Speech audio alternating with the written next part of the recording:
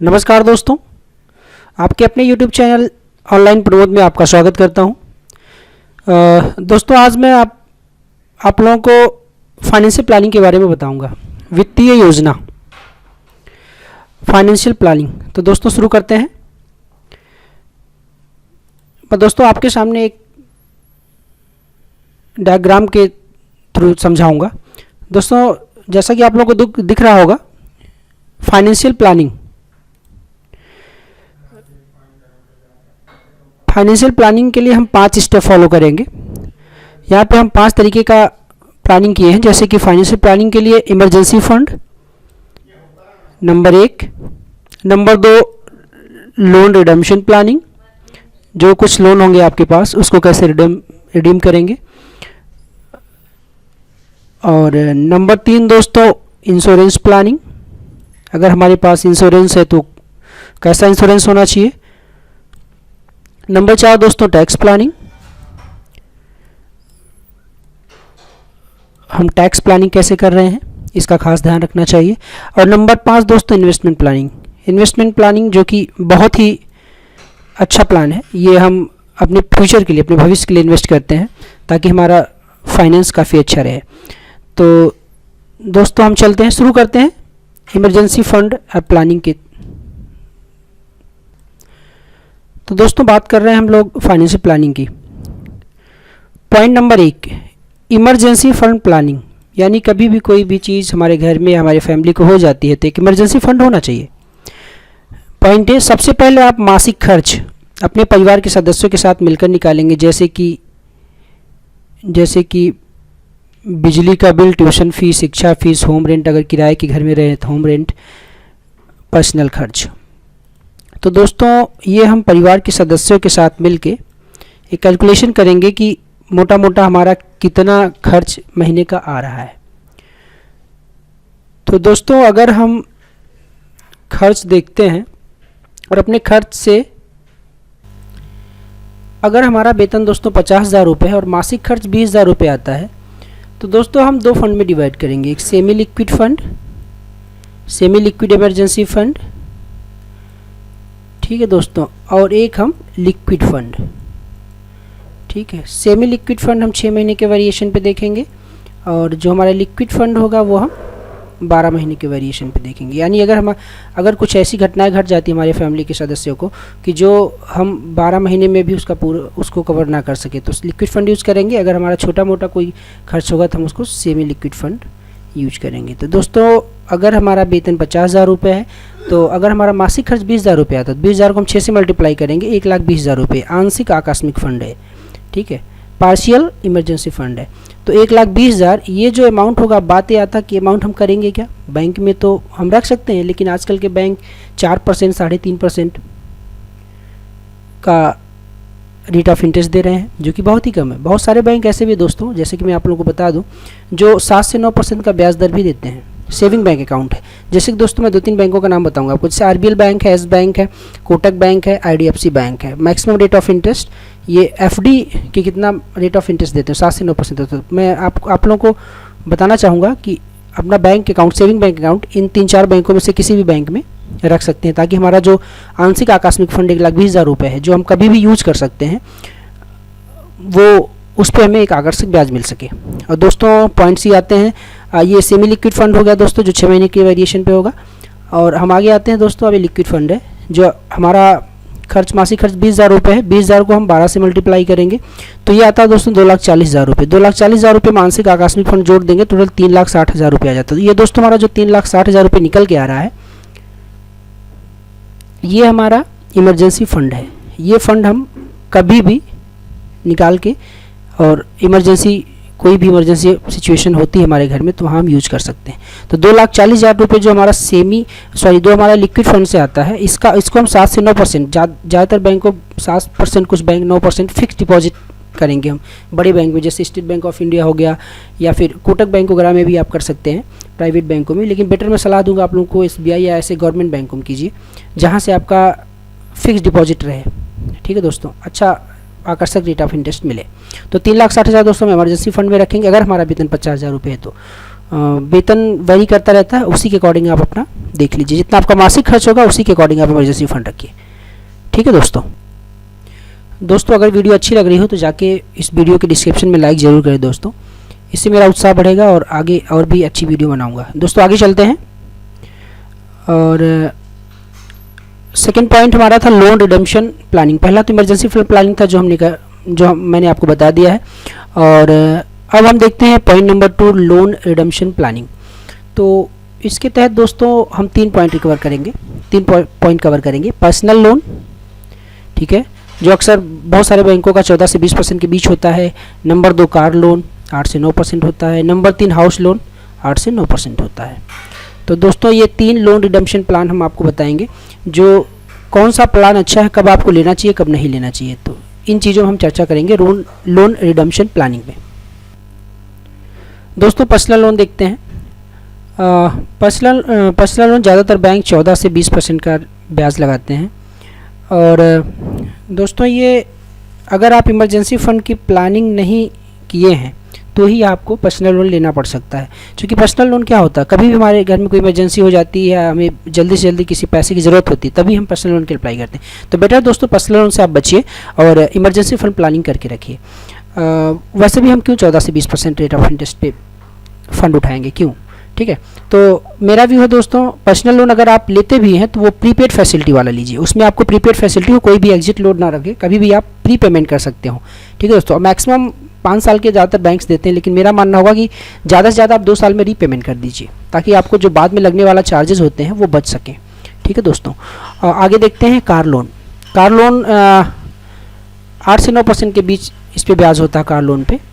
तो दोस्तों मैं कार लोन बताऊंगा अगर आपको, तो कार लोन 8 से 9% ब्याज बहुत होता है।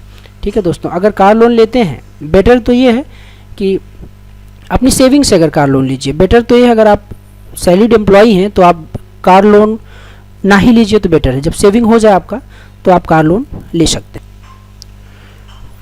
बाकी दोस्तों बेटर तो ये रहेगा, आजकल का जैसा ट्रेंड चल रहा है, ट्रेंड में दोस्तों ओला और उबेर यूज़ करना लोगों को ज़्यादा बेटर लग रहा है। ठीक है, क्योंकि आपको विद इन अ सेकेंड आपको ओला और उबेर की फैसिलिटी मिल जाती है, कहीं भी आपको आना जाना हुआ। ठीक है दोस्तों, तो कार में पैसा लगाने से बेटर ही समझता हूँ कि ओला या उबेर से आप ओला उबेर यूज़ कर सकते हैं दोस्तों। ठीक है दोस्तों, तो बेटर है कि अगर आपको कार लेना हो तो अगर आपकी कुछ सेविंग हो जाए, बहुत सारी सेविंग्स आप कर लेते हैं जो मैं इसमें बता रहा हूँ, तब आप लास्ट ऑप्शन में कार ले सकते हैं। ठीक है दोस्तों, आगे चलते हैं दोस्तों होम लोन की तरफ। हाउस लोन, ठीक है, ये भी हाउस लोन जो आपको दोस्तों 8 से 9% के ब्याज दर पे मिल जाता है। बहुत सारे बैंक्स प्रोवाइड करते हैं 20 से 25 साल 30 साल के टेन्योर पे, राइट दोस्तों। लेकिन हमें लगता है 8 से 9% जो हमारा ब्याज होता है, बहुत ब्याज हो जाता है। ठीक है, इसकी भी मैं आपको रिकमेंड नहीं करूँगा। अगर आप किराए के घर में रह रहे हैं तो होम लोन लेके आप खुद का घर ले सकते हैं। ठीक है, खुद का घर बनाना बहुत ही अच्छा रहेगा। तो दोस्तों आप होम लोन ले सकते हैं अगर आप रेंट पे रह रहे हैं तो। ठीक है, लेकिन मैं ये भी कहूँगा इसमें भी आप जो है ज़्यादा से ज़्यादा आप इसमें भी रीपे की फैसिलिटी लीजिए, ताकि 5 से 7 साल के अंदर जब भी आपके पास एक्स्ट्रा सेविंग हो तो आप पे कर दीजिए। दोस्तों आगे चलते हैं।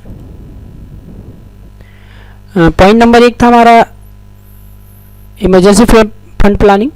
पॉइंट नंबर 2 था हमारा loan redemption planning. Point number 3 दोस्तों इंश्योरेंस प्लानिंग। अब हम इंश्योरेंस प्लानिंग के बारे में सोचते हैं, क्योंकि ये भी एक बहुत ही बड़ा पार्ट है हमारी लाइफ का। ठीक है दोस्तों, तो इसमें हम 3 पॉइंट्स कवर करेंगे। Medical insurance, life insurance and vehicle insurance. दोस्तों इसमें मेडिकल इंश्योरेंस देखते हैं। अगर आप अपने परिवार का एकमात्र सदस्य हैं, जो अर्निंग पर्सन, जो आप अकेले ही अपने परिवार में कमाते हैं, तो मैं तो रिकमेंड करूंगा दोस्तों कि एक आप लाइफ इंश्योरेंस जितने आपका वेतन है उसका 25 गुना यानी 1.25 करोड़ का एक लाइफ इंश्योरेंस लेके रखिए।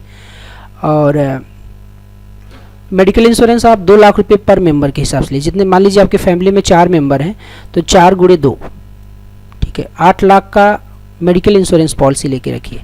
ठीक है, क्योंकि कभी भी ज़रूरत पड़ सकती है दोस्तों। ऐसा ना हो कभी ज़रूरत किसी को पड़े, लेकिन बेटर है कि हम प्री प्लानिंग करके चलें, इसलिए हम फाइनेंशियल प्लानिंग करते हैं। और नंबर 3 पॉइंट सी है व्हीकल इंश्योरेंस। ये ज़रूर कराएं दोस्तों, क्योंकि जो भी आपकी गाड़ी है उसको इंश्योर करें कि कभी कुछ हो जाए। ठीक है दोस्तों, तो वो मेरा जो अमाउंट है वो सुरक्षित रहे। तो दोस्तों हम आगे चलते हैं, और जो बेहद ही महत्वपूर्ण पॉइंट है टैक्स प्लानिंग। टैक्स प्लानिंग दोस्तों हम करेंगे, ये हमें टैक्स प्लानिंग तभी याद आता है जब फाइनेंशियल ईयर एंड होता है। जैसे बहुत सारे मेरे दोस्त हैं जो कहते रहते हैं कि अब मार्च आ गया है, फाइनेंशियल ईयर एंड हो रहा है, तो टैक्स प्लानिंग कैसे किया जाए।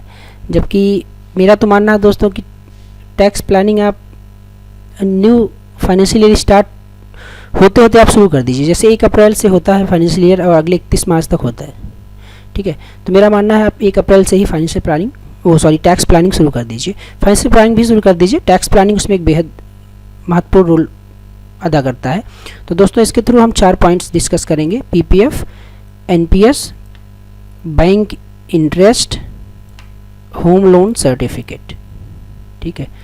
तो दोस्तों इसमें हम देखते हैं तो ये पाते हैं जो हम पीपीएफ हमारा होता है जो 80C के तहत आता है, ठीक है दोस्तों। इसमें हम 1.5 लाख रुपए तक की सेविंग कर सकते हैं, और पीपीएफ एक बेस्ट इंस्ट्रूमेंट है। लोग कहते हैं पीपीएफ में पैसा फंस जाता है, लेकिन ऐसा नहीं दोस्तों। 1.5 लाख रुपए की सेविंग देता बैंक आपको 7.9% इंटरेस्ट के रेट के साथ, जो एफडीज़ में भी नहीं होता, चूँकि ये बिल्कुल जो इस पर 7.9% का जो ब्याज होता है ये बिल्कुल टैक्स फ्री होता है, ठीक है दोस्तों।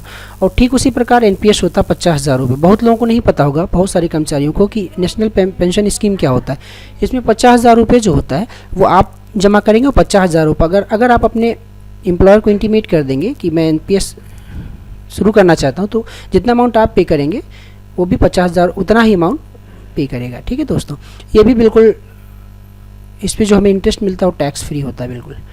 बैंक इंटरेस्ट, अगर हमारे अकाउंट में बैंक इंटरेस्ट 10 से 12,000 रुपये आता तो पूरा के पूरा हमारा टैक्स इंसेप्शन में आता है, ठीक है दोस्तों, एक्सेप्शन में आता है, सॉरी। होम लोन सर्टिफिकेट, अगर हमारा कोई होम लोन है तो उस पर जितना हम ब्याज देते हैं वो हमारा सीधा सीधा टैक्स एक्सेप्शन में आता है, ठीक है दोस्तों। तो टैक्स प्लानिंग के लिए मैं आपको बताऊंगा कि, और हाँ दोस्तों यहाँ पे कुछ लोग कहते हैं कि होम लोन ज़रूर लीजिए क्योंकि इससे हमें टैक्स में रिडक्शन मिल जाता है, लेकिन दोस्तों बिल्कुल भी ऐसा मत कीजिए। अगर आप रेंट पे रह रहे हैं तो आप होम लोन लेके खुद का घर बना सकते हैं, लेकिन होम लोन बेटर है कि कम से कम समय में आप उसका रीपे कर दीजिए। जितना हम टैक्स रिडम्पशन नहीं करते हैं उसका कई गुना हम ब्याज दे देते हैं, ठीक है दोस्तों। तो हम टैक्स प्लानिंग कर चुके हैं। अब आखिरी पॉइंट पे आते हैं जो बहुत ही महत्वपूर्ण पॉइंट है दोस्तों, investment planning, right. Investment planning, तो इन्वेस्टमेंट प्लानिंग दोस्तों देखते हैं हम इन्वेस्टमेंट प्लानिंग, और इस टॉपिक के तहत हम कुछ चीज़ें जानेंगे जहां से आप इन्वेस्टमेंट, छोटा मोटा इन्वेस्टमेंट, बेहद ही बहुत ही अच्छा इन्वेस्टमेंट स्टार्ट कर सकते हैं। जैसे कि हम जितना हमारा वेतन उसका लगभग 50% वेतन जरूर सेव कीजिए, 50% अपने वेतन जरूर सेविंग कीजिए, और अपना खुद का घर जरूर खरीदिए, ठीक है दोस्तों। पॉइंट नंबर 3 है कार ना खरीदें तो अच्छा है, संभव हो तो कार लोन मत लीजिए, अन्यथा ओला या उबेर लीजिए, ठीक है। कार लोन ना लेके आप अगर हो सके तो ओला या उबेर लीजिए, जब आपकी एक्स्ट्रा सेविंग हो जाए तो उस पैसे से आप कार खरीद लीजिए, ठीक है दोस्तों। तथ्य नंबर 4 डी, पॉइंट डी, अगर आप कोई बिजनेस करते हैं तो कार ले सकते हैं क्योंकि कार लोन पर टैक्स छूट मिलता है, ठीक है। अगर आप कोई बिजनेस करते हैं, बिजनेस पर्पज से बिजनेस करते हैं तो आप कार लोन ले सकते हैं क्योंकि उस पर आपको गवर्नमेंट छूट देती है, टैक्स छूट मिलता है आपको, ठीक है। पॉइंट नंबर 5, रियल इस्टेट में निवेश कीजिए सस्ती दर पर, 10 से 15 साल के लिए रियल इस्टेट में निवेश कीजिए, और बेहतर है कि आप सस्ती ज़मीन खरीदिए, मतलब जहाँ भी आपको प्लॉट लेना हो या कुछ लेना हो, कम से कम वैल्यू का प्लॉट लीजिए जो लॉन्ग टर्म के लिए हो, 10 से 15 साल पे, जो आपको कम से कम 10 से 12 गुना रिटर्न तो दे ही देगा। पॉइंट एफ पे चलते हैं, शेयर मार्केट में निवेश कीजिए। दोस्तों बहुत सारे लोग डरते हैं, बहुत सारे लोग कहते हैं कि शेयर मार्केट एक जुआ है, लेकिन दोस्तों बिल्कुल ऐसा नहीं है। मेरे अगले वीडियो में आप देखेंगे कि कितना अच्छा है स्टॉक मार्केट में इन्वेस्ट करना, लेकिन हाँ अगर आप वेल प्लान्ड होकर करते हैं, जैसे मैं फाइनेंशियल प्लानिंग करा रहा हूँ आपको दोस्तों, इसी तरीके से आप बहुत ही बेहतर तरीके से प्लान कर सकते हैं और 15 से 18% आप रिटर्न निकाल सकते हैं। 15 से 18% एनुअल रिटर्न कम नहीं होता दोस्तों, ठीक है दोस्तों, बहुत ही अच्छा रिटर्न होता है। और बशर्ते इसके कुछ अपने डिसिप्लिन्स होते हैं, कुछ प्रिंसिपल्स होते हैं, उसको आपको फॉलो करना पड़ेगा, ठीक है। तो अब हम देखते हैं कि जो हम 50% पैसे सेव किए हैं उससे हम क्या करते हैं। तो दोस्तों अब हम देखते हैं और ये पॉइंट है। अब जो 50% पैसे आपके पास सेविंग है उसमें से हम 25% डेब्ट फंड में डाल सकते हैं, 25% पैसा हम इक्विटी फंड में डाल सकते हैं। लेकिन दोस्तों अभी मैं आपको रिकमेंड नहीं करूँगा कि आप अपना पैसा डेब्ट फंड में डालिए, ठीक है दोस्तों। यही आप 25% पैसा आप अच्छा सा कोई बैंक देख के जिस पे आपको 7 to 9% का एफडी मिल रहा हो, शॉर्ट टर्म एफडी मिल रहा हो, वहाँ पे आप ये 7 to 9% की ब्याज दर पर एफडी कर सकते हैं। क्योंकि अभी मार्केट की कंडीशन बहुत ही ख़राब है, मार्केट का भी कोई बॉटम कोई टॉप नहीं बना हुआ, ठीक है। तो डेब्ट फंड में बेटर है आप पैसा मत लगाइए। जैसे कि अभी हाल ही में न्यूज़ आई हुई है फ्रैंकलिन टेम्पलन ने अपना 6 इंस्ट्रूमेंट्स डेब्ट फंड के क्लोज़ कर दिया है। क्योंकि अब वो पैसा कहाँ से देता फंड, ठीक है। लोग रिडम्पशन डाल रहे हैं, उनको पैसा चाहिए, लेकिन डेब्ट फंड जो होता है वो कंपनीज, म्यूचुअल फंड कंपनी कहीं ना कहीं वो पैसा किसी डेब्ट इंस्ट्रूमेंट को खरीद के रखती है। उसका एक मैच्योरिटी पीरियड होता है, जब मैच्योरिटी पीरियड कंप्लीट होगा, हाँ दोस्तों ये बात सही है, डेब्ट फंड में आपको फिक्स रिटर्न मिलता है, 1 से 2% ज़्यादा रिटर्न मिलता है एफडी से, ठीक है दोस्तों। और आगे हम चलते हैं, जो हमारा 50% होगा हम इक्विटी में लगा सकते हैं, ठीक है दोस्तों। क्योंकि कौन नहीं गेस करेगा आज से 5 साल बाद इंडियन इकॉनमी बूम करेगी, या इंडियन इकॉनमी जो हमारा शेयर मार्केट जो अभी हमारा सेंसेक्स 30,000 पे है वो सेंसेक्स 60,000 पे होगा। कोई नहीं ये गेस करेगा जो 30,000 पे सेंसेक्स हमारा 15,000 होगा 5 साल बाद, ठीक है दोस्तों। तो इक्विटी फंड में हम 25% वेरी लिटिल अमाउंट हम इन्वेस्ट कर सकते हैं।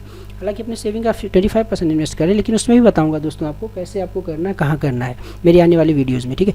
और इक्विटी फंड में 12.5% निफ्टी या सेंसेक्स इंडेक्स म्यूचुअल फंड भी लगाएं। कभी भी आप दोस्तों स्टॉक मार्केट में सीधा ब्रोकर के थ्रू आप कोई भी स्टॉक मत खरीदिए, क्योंकि वो रिस्की होता है, ठीक है दोस्तों। म्यूचुअल फंड में क्यों रिकमेंड कर रहा हूँ आप लोगों को, क्योंकि दोस्त वहाँ पे एक फंड मैनेजर होता है, जो प्रोफेशनल फंड मैनेजर होता है, जिसको किसी भी स्टॉक में एंट्री और एग्जिट पता होता है।